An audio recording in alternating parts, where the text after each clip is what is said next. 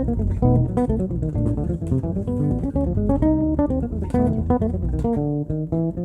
everyone, so I thought it might be kind of cool to show you just a little line that will get you into thinking about playing over 2-5-1s. This line, all right? Now I'm going to play this obviously much slower in a second.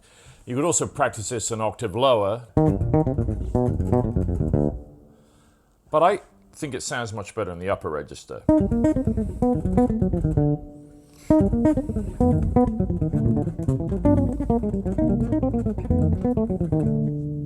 So what it's doing is outlining a C minor 7 and then a B7 into B flat major, like that. So the line itself is this. I'm going to play it down an octave. It'll be easier for you to kind of follow it, I think. So C minor 7, the 2 chord. Normally we'd then go to an F7 for the 5 and then B flat major, the 1 chord. But what I'm doing on that F7 is I'm tritone substituting it for a dominant 7 line, a flat 5 or tritone away. In other words, I'm outlining really more of a B dominant 7 lick, which is this one. And I resolve into the major third of B flat. That's a D natural, right? So you have C minor here, B7, and then into the D natural, the major third of B flat major, right? So let me show you the line down here. It's a little easier to see it first. So what we've got here is I start on the minor third of C, the E flat, and I go E flat, drop down to G, the 5th, B flat, the minor or flat 7, back up to E flat, then C, B flat, A, G, right? Now, anyone familiar with the modes will kind of see that's definitely got a Dorian minor flavor to it with that, the major 6th there, the A natural over the C minor.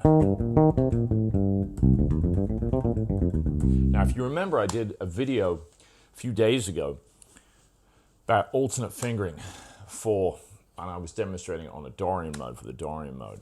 So you can see this way round, look. You'll probably see that line is kind of based on that fingering, the alternate fingering there. Okay? So that's the C minor line. Now, when I go to the B7, I go down to the B itself. Remember originally this would be an F7, but I'm thinking of that dominant substitute, a flat 5 or tritone away, all right, from the F7, so it's a B7 here, and I go B, D sharp, F sharp, back to B, A, F sharp, E sharp, D sharp, D natural. Now this way around, when I'm this low on the neck, I'm using an open D at the end. I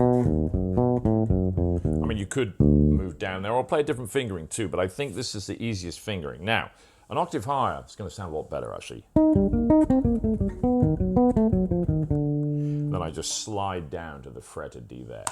Also, don't forget, please support the channel. We've got the Buy Me a Coffee link and the link to my website in the description below. Please pick something up, donate to the channel, it all helps. These videos take some time to produce, and I'm trying to give you guys some cool content, so I hope you're enjoying it. Please like and subscribe too if you haven't already. So, let's just explain that line. So if we think about the original chord as an F7, so when I play this B, that's the sharp 4 or flat 5 of F. It's a good tension there. The A is the major third of F, or the minor or flat 7 of B7. Now, that note is F sharp if we're thinking of it as a B7 line, or it's a G flat if we're thinking of it as F7, it's the flat 9 of F, all right? Then we're down to F. I'm also calling that an E sharp when I'm thinking of it as B, because we've got an F sharp as the 5th of F. So that E sharp is the sharp 11 of B, all right? But it's also an F. It's the N harmonic, same pitch equivalent. And then it goes down to D sharp, the major third of B. Also look at that as E flat, the minor 7 of F, and resolves down to D. So what I'm getting into this way of thinking of doing here is I'm thinking about the harmony in relation to a B7 chord and a B7 line. It's actually really all notes from a B7 idea with a sharp 11.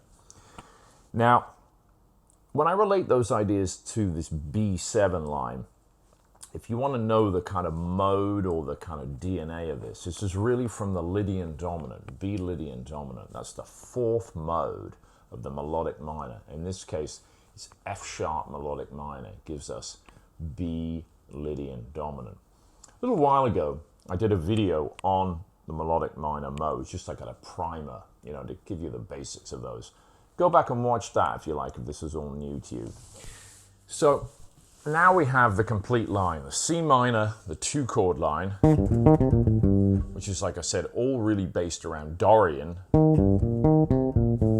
And then we go to the 5-chord, but like I said, instead of thinking of F7, here I'm thinking of B7 as a substitute for F. And there's our B7 line. And I resolve into the 3rd of the B flat major 1 chord. So it's a 2-5-1 line in B flat major, right? Now, practice this slowly, okay? I'm going to play it slowly now. And these are all 8th notes the way I'm counting this. So 1 and 2 and 3 and 4 and...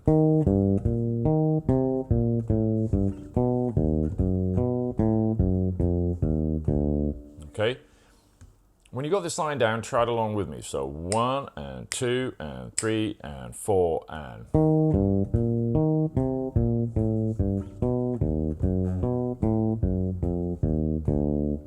Now when you got that down, try this an octave high. It'll sound a lot better. 1 and 2 and 3 and 4 and...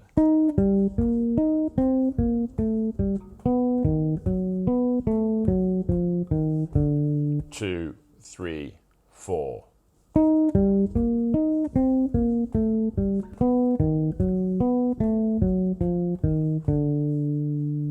Okay? Now, when you're working on a line or developing a line over a set of chord changes, I tend to loop these ideas and try them in different permutations. So once you've done that 2-5-1, you might try getting into that line from another chord. So now, so what I did there was I played the 2-chord idea, C minor, then the 5 with this tritone, this B7 line. Then when I hit the B flat major, I outlined a B flat idea with some triad pairs from B flat major or B flat Lydian. And then I went to a 6th chord of G7, all right? So the progression became 2, 5, 1 to the 6th chord. Now that's another variation on this turnaround where we've added the 6th chord to get us back to the 2. So if we're thinking 2, C minor, F7, the 5, to B flat, the 1, and then G7, the 6. You've probably heard this progression a million times.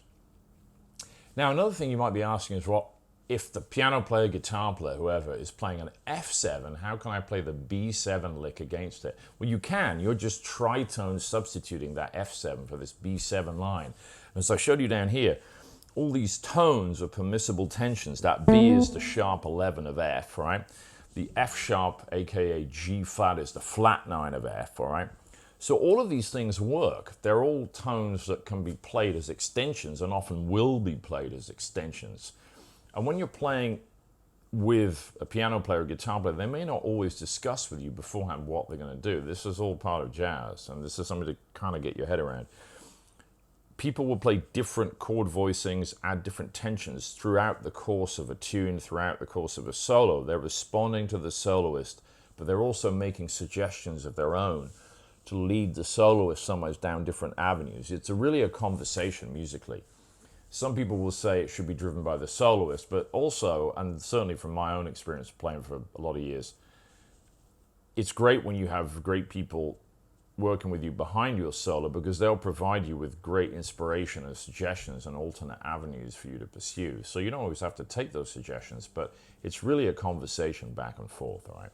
So this is a cool lick to work on anyway, but also just gets you into a new way of thinking, perhaps, about improvising as well. So play along with the slower examples I gave you, and then add your own variations.